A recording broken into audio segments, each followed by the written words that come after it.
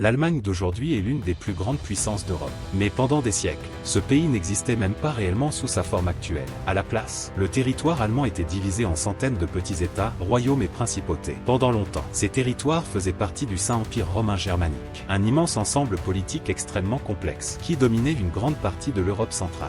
Mais au XIXe siècle, tout change progressivement. Un royaume devient de plus en plus puissant, la Prusse. Grâce à sa puissance militaire et politique, elle réussit à unir progressivement les différents États allemands. Et en 1871, l'Empire allemand est officiellement créé. L'Allemagne devient alors rapidement une immense puissance industrielle et militaire. Mais cette montée en puissance inquiète les autres pays européens. Et quelques décennies plus tard, le monde plonge dans la Première Guerre mondiale. Après la défaite allemande, le pays traverse une crise énorme. Économie détruite, humiliation politique, instabilité totale. C'est dans ce contexte qu'Adolf Hitler arrive au pouvoir. Puis vient la Seconde Guerre mondiale, l'un des conflits les plus destructeurs de l'histoire. Après la guerre, l'Allemagne est divisée en deux parties, l'Allemagne de l'Ouest et l'Allemagne de l'Est. Un immense mur coupe même Berlin en deux pendant des décennies. Mais en 1989, le mur de Berlin tombe. Et peu après, l'Allemagne est réunifiée. Aujourd'hui, le pays est redevenu une puissance économique majeure en Europe et dans le monde. Le plus fou, c'est qu'en seulement un siècle, l'Allemagne a connu un empire, deux guerres mondiales, une division totale, puis une réunification historique. Et si tu veux comprendre cette histoire encore mieux, voir l'évolution des frontières sur carte et découvrir les détails que beaucoup ignorent, regarde la vidéo longue disponible sur la chaîne.